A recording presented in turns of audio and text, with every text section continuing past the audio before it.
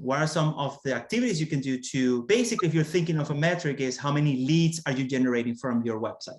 So one is I'm increasing the traffic to my website. The other one is I'm generating more leads from my website. So we'll start with attracting. So the number one thing for attracting is understanding SEO. SEO is really two things.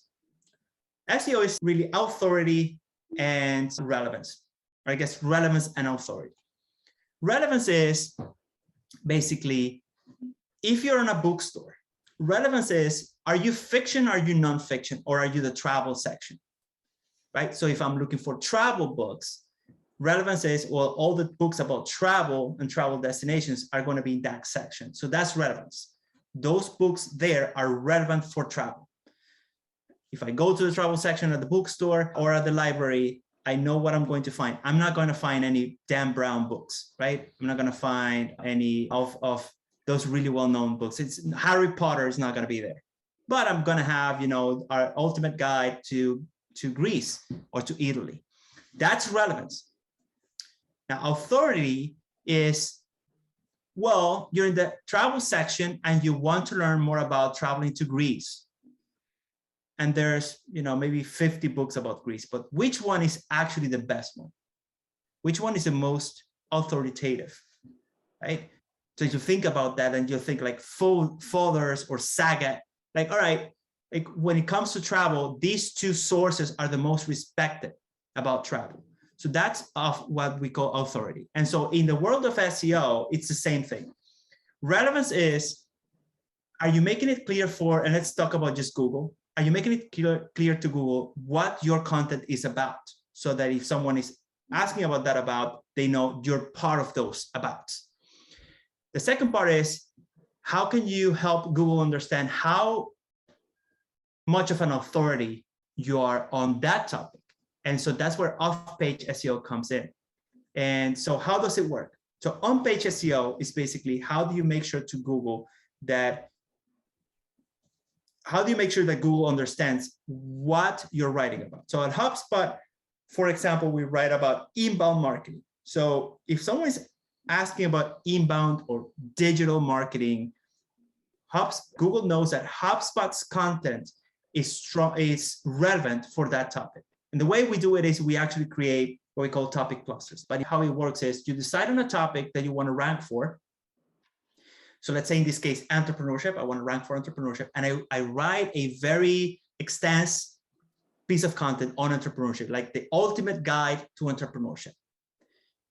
And then what I write is subtopic content or long tail topics on related to entrepreneurship. So like types of entrepreneurs, ideas, how do you finance? Should I go to an incubator or an accelerator? Should I get money or self-fund?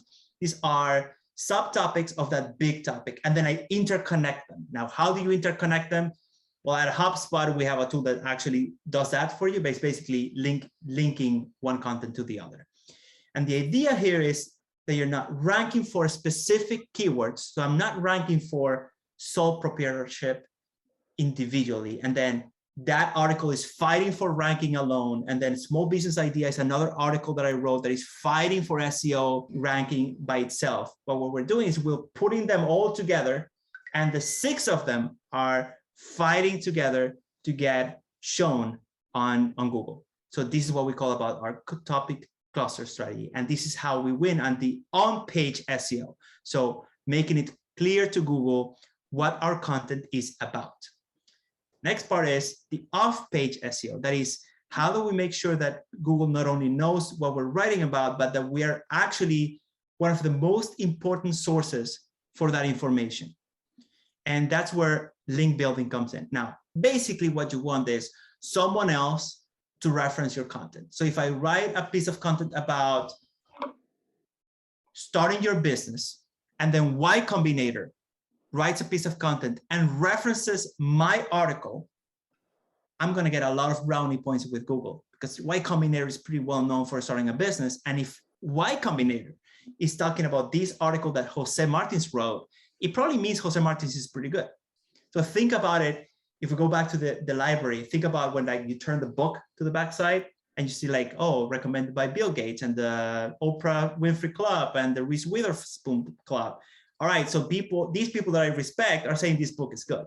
Same with the internet. If someone else writes a piece of content and links back to yours and they're a respected authority, you're going to get a lot of brownie points. You're going to get a lot of SEO points. So that's what link building is. And the main mistake that I see all types of companies do is that they invest a ton of time in developing content. Just more blogs, more blogs, more blogs. I need to write 3 blogs every day. I have 55 blogs that I just wrote. And they spend very little time actually getting people to reference their content. And what I suggest is actually a little bit of an opposite approach. You have to write good content. That's like table stakes.